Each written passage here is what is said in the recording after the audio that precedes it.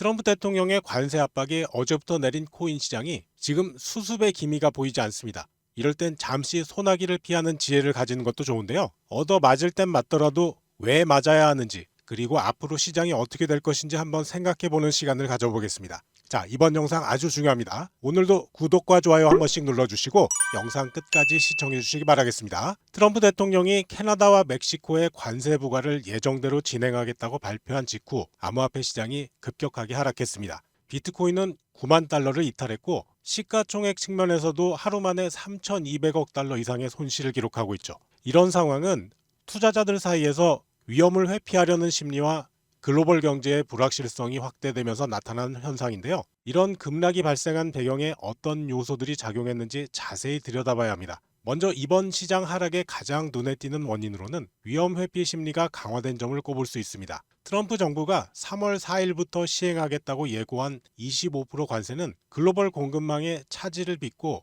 인플레이션 우려를 키웠는데요. 이에 대응해서 기관 투자자들은 금이나 달러 같은 안전자산으로 자금을 이동시키고 있습니다. 암호화폐가 고위험 자산으로 분류되면서 전통시장과의 상관관계가 강화된 것도 추가적인 하락 요인으로 작용했죠. 실제로 나스닥과 S&P 500도 함께 하락하는 모습을 보였습니다. 또 다른 중요한 하락 원인은 레버리지 포지션의 대량 청산이었습니다. 24시간 내에 무려 20억 달러 이상의 레버리지 포지션이 청산되면서 하락세가 더욱 가속화됐는데요. 특히 솔라나가 16%, 이더리움이 14% 하락하는 등 메이저 알트코인들이 비트코인보다 더 큰 타격을 받았습니다. 밈코인 시장도 상황은 비슷한데요. 이런 연쇄적인 청산 사태는 시장 전체에 강도 높은 유동성 압박을 가져왔습니다. 관세로 인한 무역 갈등이 심화될 가능성은 세계 경제 성장률 저하로 이어질 수 있다는 전망으로 투자자들의 심리에 큰 영향을 미쳤습니다. 기술적 측면에서 봤을 때도 비트코인이 93,800달러 지지선을 무너뜨린 상황이라서 앞으로 86,800달러까지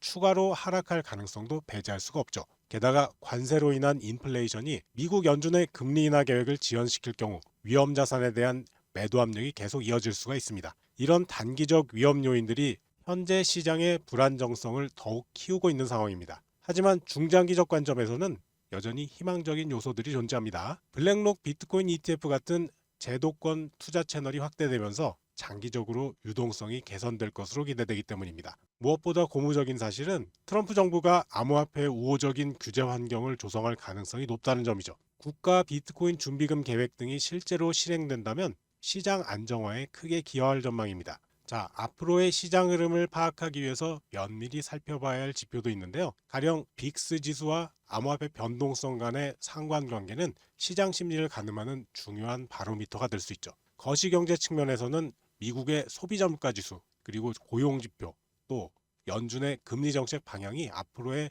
위험자산 흐름을 결정짓는 핵심 요소가 될 겁니다. 기술적인 부분에선 이더리움의 업그레이드와 같은 레이어 2 솔루션의 발전이 생태계 활성화에 어떤 영향을 미칠지 지켜볼 필요가 있겠죠. 이번 시장의 급격한 변동성은 단순히 관세 발표라는 단일 이슈가 아니라 정치적 요소와 거시경제 환경이 복합적으로 작용한 결과라고 볼 수 있습니다. 무엇보다 앞으로 확대될 가능성이 있는 무역 분쟁과 그에 따른 정책 변화에 더 많은 관심을 기울여야 되는데요. 특히 3월 중순에 예정된 연준의 FOMC 회의에서 나올 금리 정책 결정이 단기적인 시장 방향성을 좌우할 것으로 예상됩니다. 하지만 안타깝게도 트럼프 대통령의 경제정책이 초래하는 불안정한 거시경제 상황은 앞으로도 한동안 지속될 가능성이 높습니다. 무엇보다 트럼프의 보호무역주의 정책은 중국뿐 아니라 멕시코와 캐나다 같은 주요 무역 파트너들에게까지 고율의 관세를 부과하는 방향으로 나아가고 있죠. 이런 움직임은 글로벌 공급망을 교란시키고 무역 전쟁이 더 확대될 가능성을 높이고 있습니다. 결과적으로 암호화폐 시장을 포함한 금융시장 전반의 불확실성이 커지는 상황입니다. 또 한 가지 간과할 수 없는 문제는 감세 정책과 이로 인한 재정 불균형입니다. 올해 말에 만료될 예정인 감세 정책을 트럼프 정부가 연장하려 계획하고 있는데요. 이런 움직임은 국가 부채를 증가시키고 재정 적자를 더욱 확대시킬 우려가 큽니다. 더 심각한 점은 이런 감세 혜택이 주로 고소득층에 돌아가면서 소득 불평등이 더 심화될 수 있다는 사실이죠. 이런 재정 정책의 불균형은 경제 전반에 걸쳐 거품을 형성할 가능성도 있어서 투자자들의 우려를 키우고 있습니다. 관세와 감세 정책이 가져올 또 다른 부작용으로는 인플레이션 압력을 들 수 있습니다. 수입품 가격이 상승하고 재정 지출이 늘어나면 물가 상승으로 이어질 가능성이 높은데요. 이는 결국 미국 연준의 금리 정책에도 영향을 미칠 수밖에 없습니다. 당초 시장에서는 올해 몇 차례의 금리 인하를 기대했지만 인플레이션 우려가 커지면서 금리 인하 시기와 폭에 대한 불확실성이 더욱 커지고 있죠. 이런 금리 정책의 불확실성은 암호화폐 시장을 포함한 모든 자산 시장의 변동성을 높이는 요인으로 작용하고 있습니다. 트럼프의 정책 변화는 미국뿐 아니라 세계 경제 전반에도 큰 충격을 줄 수 있습니다. 가장 직접적인 영향을 받는 국가로는 중국을 꼽을 수 있는데요. 미중 무역 갈등이 심화될 경우 중국의 경제 성장률이 크게 하락할 것으로 예상됩니다. 이렇게 되면 글로벌 경제의 두 축인 미국과 중국 간의 긴장이 고조되면서 세계 경제 전체의 불확실성을 가중시키는 요인이 되고 있죠. 우리나라 같이 대미 수출 의존도가 높은 국가들은 이런 상황에 대비해서 수출 시장을 다변화하고 산업 구조를 고도화하는 것이 대비책인데 사실 현 정부에게 기대하긴 어려워 보이죠. 앞으로의 전망을 살펴보면 단기적으로는 트럼프의 정책이 글로벌 경제에 부정적인 영향을 미칠 가능성이 높습니다. 특히 무역 긴장 관계가 심화되고 인플레이션 압력이 증가하면서 전체적인 시장 변동성이 확대될 것으로 예상되는데요. 중장기적으로는 미국의 보호무역주의와 감세 정책이 경제적 불균형을 초래할 수 있고요. 이로 인해 글로벌 경제 질서에 상당한 변화가 생길 수도 있습니다. 자, 트럼프 대통령의 관세 정책이 경제 불안을 일으키는 구체적인 이유를 조금 더 들여다볼 필요가 있습니다. 가장 심각한 문제는 글로벌 공급망 차질과 생산 비용 상승인데요. 미국과 멕시코, 캐나다 사이의 25% 관세는 자동차 산업, 전자제품, 농업 분야에 직접적인 타격을 주고 있습니다. 텍스 파운데이션의 분석에 따르면 트럼프의 관세 정책으로 인해서 미국 GDP가 0.3% 감소하고요. 26만 9천 개의 일자리가 사라질 것으로 예상되는 상황이죠. 이런 경제적 불안정성은 암호화폐 시장에도 직접적인 영향을 미치고 있습니다. 또 다른 중대한 영향은 소비자 물가 상승에 가속합니다. 관세로 인한 수입품 가격 인상은 미국 내 인플레이션을 약 0.2% 상승시킬 것으로 예상되고 있습니다. 더 주목할 점은 패터슨 국제경제연구소의 연구 결과인데요. 미국 가구당 연간 1,200달러의 추가 부담이 발생할 걸로 분석됩니다. 이런 식의 가계부담 증가는 결국 소비 지출 위축으로 이어질 가능성이 높죠. 소비 위축은 기업 실적 악화로 연결되고 이건 다시 투자 시장 전반에 부정적인 영향을 미치는 악순환을 만들어낼 겁니다. 관세 정책으로 인한 또 하나의 심각한 문제는 보복 관세의 도미노 효과입니다. 미국의 관세 부과에 대응해서 멕시코와 캐나다는 이미 즉각적인 보복 조치를 발표했고요. 중국도 10%의 관세 대응을 준비 중인 상황입니다. 이로 인해서 글로벌 교역량 1.5조 달러 규모가 위협받고 있는데요. 특히 인도, 브라질, 베트남과 같은 신흥국들이 큰 타격을 입을 것으로 예상됩니다. 정책 신뢰성의 붕괴도 심각한 문제로 대두되고 있는데요. 내년에 재검토가 예정된 미국, 멕시코, 캐나다 협정을 위반함으로써 북미 경제협력 체제가 크게 흔들리고 있고요. 투자자들의 심리를 악화시키는 요인이 되고 있습니다. 더 넓은 측면에서는 세계무역기구 규범과의 충돌로 인해서 다자간 무역 시스템이 약화되고 이로 인해서 중국 중심의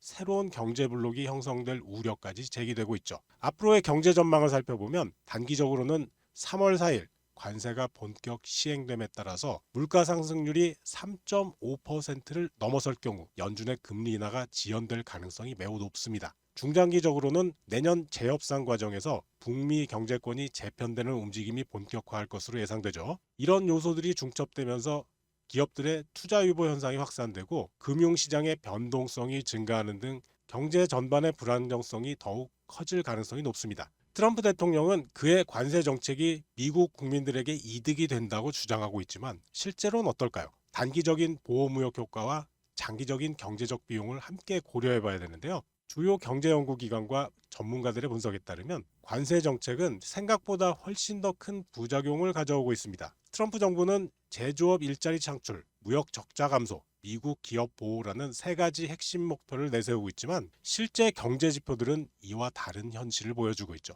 실제 경제 영향을 살펴보면 가장 먼저 눈에 띄는 문제는 소비자 부담의 가중입니다. 여러 연구에 따르면 올해 캐나다와 멕시코에 대한 25%의 관세가 시행된다면 미국 가구당 연간 1,200달러의 추가 지출이 발생할 것으로 예상됩니다. 이게 얼마나 심각한 문제인지 과거 사례를 통해서 확인할 수 있는데요. 2018년 세탁기에 관세를 부과했을 때 가격이 12%나 상승했고요. 겨우 1,800개의 일자리를 창출하는데 연간 1,500억 달러가 소요됐습니다. 이걸 계산해 보면요.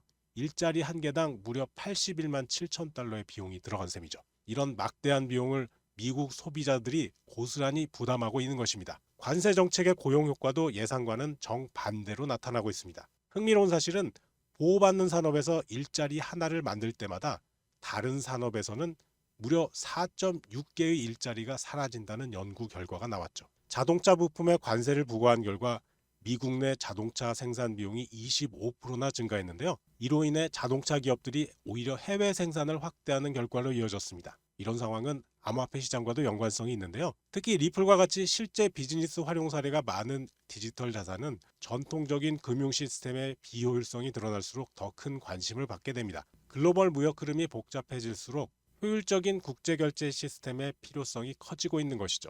무역 적자 개선이라는 목표 역시 기대와 달리 현실화되지 않았습니다. 오히려 2018년에서 2019년 관세 전쟁 기간 동안 미국의 무역 적자는 920억 달러에서 1,080억 달러로 더 확대됐다는 사실. 이걸 보면 관세 부과로 인해서 달러 강세가 유발되면서 수출 경쟁력이 약화되고 결국 관세 효과가 상쇄된 결과입니다. 소득 계층별로 살펴보면 더 심각한 불평등이 드러나는데요. 하위 20% 저소득층은 생필품 가격 급등으로 연간 1,900달러의 순손실, 중산층 60%는 가전제품이나 의류 같은 소비재 부담으로 2,500달러의 손실을 겪었습니다. 상위 20%는 상대적으로 영향이 적어서 700달러 손실에 그쳤죠. 국제통화기금 IMF도 글로벌 공급망 재편으로 내년까지 세계 교역량이 1.8% 축소될 것으로 예측하고 있죠. 특히 관세는 수출국이 부담한다는 주장은 경제학적으로 완전한 오류로 밝혀졌습니다.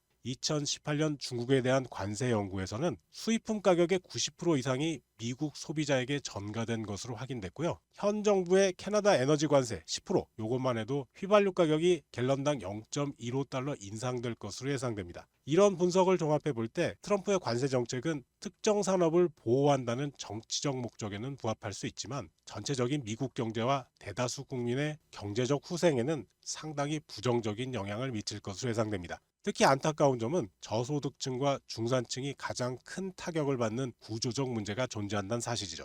자, 두 번째 주요 동기는 경제적 민족주의입니다. 트럼프 대통령은 연간 1.2조 달러에 달하는 미국의 무역 적자를 일종의 국가적 수치로 규정하고 있습니다. 그는 중국과 멕시코가 미국의 일자리를 탈취했다는 내러티브를 적극 활용하면서 자국 산업 보호를 내세우고 있죠.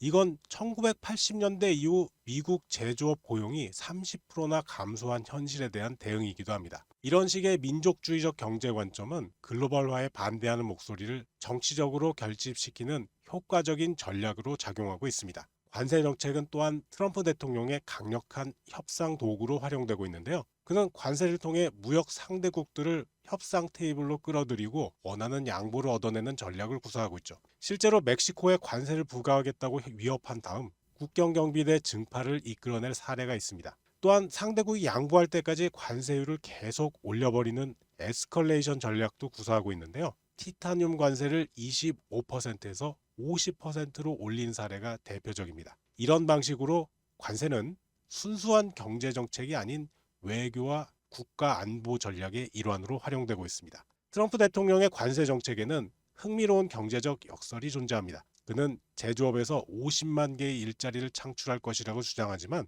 텍스 파운데이션의 연구 결과에 따르면 실제로는 다른 산업에서 3배나 많은 일자리가 사라질 것으로 예측됩니다. 물가 영향에 대해서도 제닛 옐런 등을 통해 소비자 부담이 없을 것이라고 주장하고 있지만 골드만삭스의 분석에 따르면 소비자 물가 지수가 0.4%포인트 상승할 것으로 예상되죠. 재정 수입 측면에서도 연간 7,800억 달러의 수입이 발생할 것이라고 주장하지만 연구 결과에 따르면 GDP가 0.3% 감소할 것으로 예측됩니다. 이처럼 정책의 효과에 대한 주장과 실제 예상 결과 사이에는 상당한 괴리가 존재하는 것이 현실입니다. 트럼프 대통령의 관세 정책에는 투자 유치 전략의 이중성도 깊이 깔려 있습니다. 한편으로는 글로벌 자본을 적극적으로 유인하고 있는데요. 소프트뱅크와 오라클과의 1,000억 달러 규모의 AI 인프라 협력이나 반도체법과 연계한 외국 기업 유치 압박이 대표적인 사례입니다. 다른 한편으로는 강제 기술 이전을 유도하고 있죠. 틱톡 매각 요구와 연계한 중국 기업 견제나 EU 자동차에 25% 관세를 부과해서 폭스바겐이 미국 내 공장을 증설하도록 유도하는 정책이 여기에 해당합니다. 또한 관세로 인해 달러 수요가 증가하고 강달러 기조가 유지되면서 달러 패권을 공고히 하는 효과도 노리고 있습니다. 트럼프의 관세 정책에 대한 전문가들의 평가는 크게 갈리고 있습니다. 비판적 시각에서는 역사적 관세율 19%가 도입될 경우 실업률이 7%까지 증가할 것으로 예측하고 있고요. 무역전쟁 시나리오에서는 2026년 세계 GDP가 1.8%나 감소할 것으로 전망합니다. 반면 지지하는 측에서는 펜실베니아와 오하이오 지역에서 23개의 제철소가 재가동되고 애리조나 공장 설립으로 반도체 생산량이 2024년 대비 40% 증가했다는 점을 강조하고 있죠. 결국 트럼프의 정책은 단기 정치적 성과와 장기 경제적 비용 사이에서 균형을 찾는 고위험 게임으로 볼 수 있습니다. 특히 2028년 선거를 염두에 둔 지역 경제 활성화 효과가 전국적 경제 지표보다 우선시되는 측면이 강합니다. 이런 경제적 불확실성과 글로벌 무역 환경의 변화는 국제 금융 시스템에도 큰 도전으로 다가오고 있습니다. 자, 오늘 영상은 여기까지입니다. 시청해주셔서 감사하고요. 제 영상이 도움되셨다면 구독, 좋아요, 영상 알림 설정 꼭 눌러주세요. 여러분과 평생 함께 하겠습니다.